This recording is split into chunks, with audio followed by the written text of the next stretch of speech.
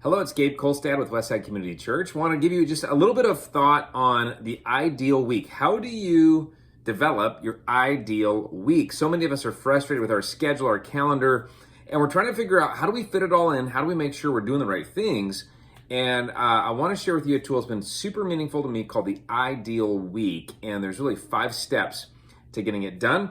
I want to walk you through this, and the first step is to list your top priorities. Now, top priorities could be personal and professional. I'd recommend developing 2 categories: personal, professional. Personal, here's what we know from the Bible. Your personal priorities are kind of already given to you by God. It goes God, family, ministry. And that's how it goes, is God. God gets the first and the best of my time.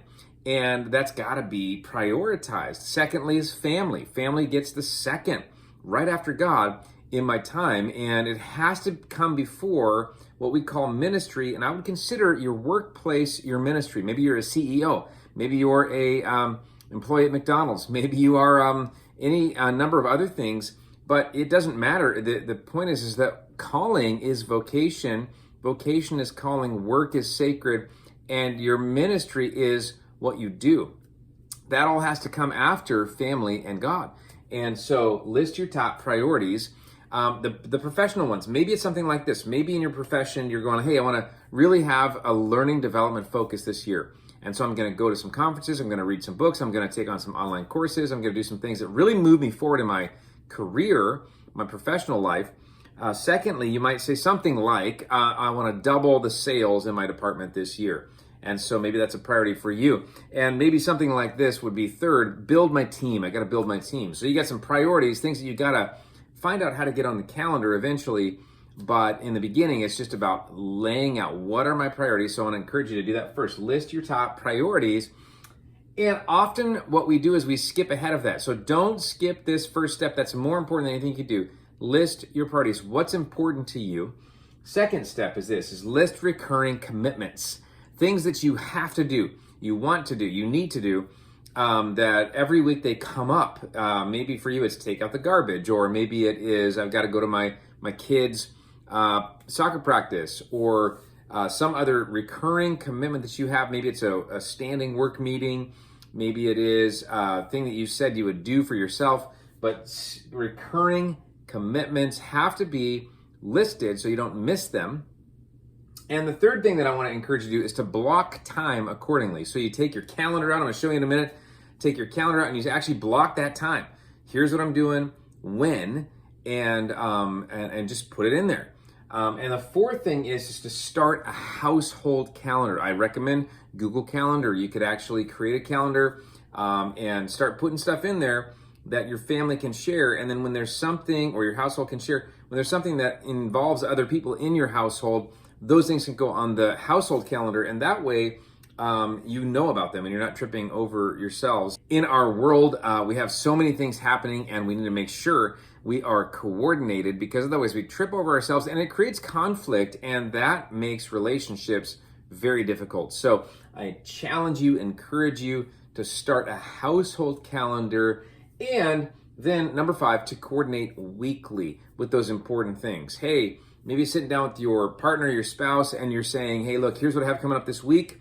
And remember that thing you wanted me to go to? Well, I'm not going to be able to go to it because I already was pre-committed to this thing, or I forgot about it and I overbooked.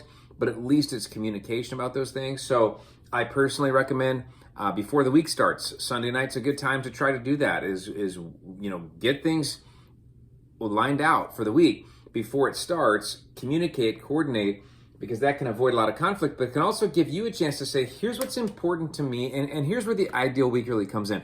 Here's what's important to me, and here's how I'm going to do it. Now, in just a second, I'm going to show you how I personally lay out my ideal week, and I hope that you learn from that.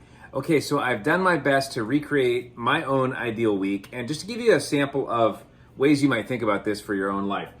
Starting out at the top, I've kind of taken each day of the week, and I start my week with Monday because Sunday is kind of my finish line.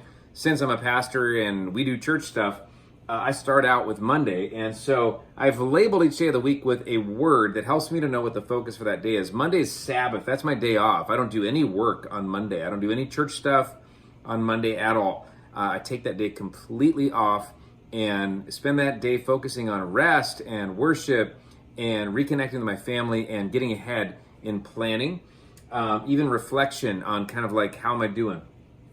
Tuesday, I've dedicated to staff. We have a staff at Westside and a team, and I spend my entire day focused on how are we doing, how can I pour into these people, and meeting with people. And then Wednesday is my study day. I don't do any meetings on Wednesday. I take that day for just studying. How can I be prepared for leading and feeding the church that God's given me the privilege of serving?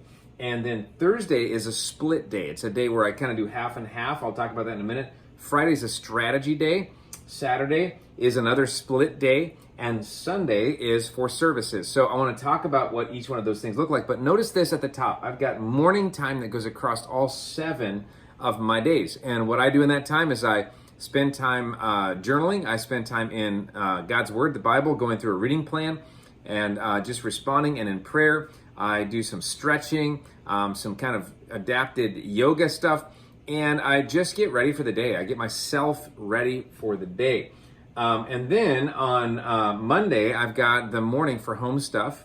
And then Melissa, my wife and I, we love to explore. So we pretty much spend most of the day Monday playing, exploring, going places we haven't been, doing fun stuff. We want to R&R on Mondays, and that's what we do. Then we've got dinner. And if you'll notice on my calendar, dinner is all across all 7 days. We mark that time out. That's been a sacred time for our family. Most of the time, as our kids have been growing up, it's been around the table. And often, if not there, then out somewhere else. But dinner's sacred.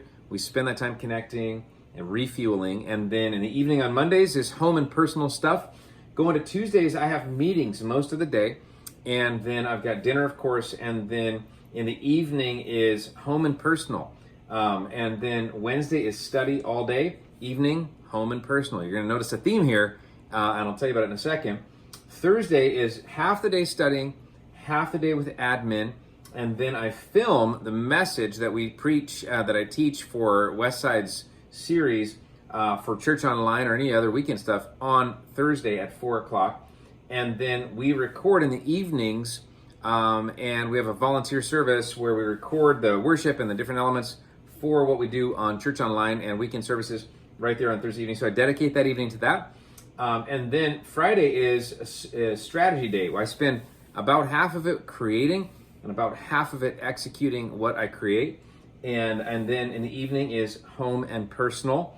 And Saturday is a split day. I split that between work and home. So I do work in the morning, home in the afternoon, and then home and personal in the evening. Sunday is we have services in the morning, get up pretty early, get going pretty early on that.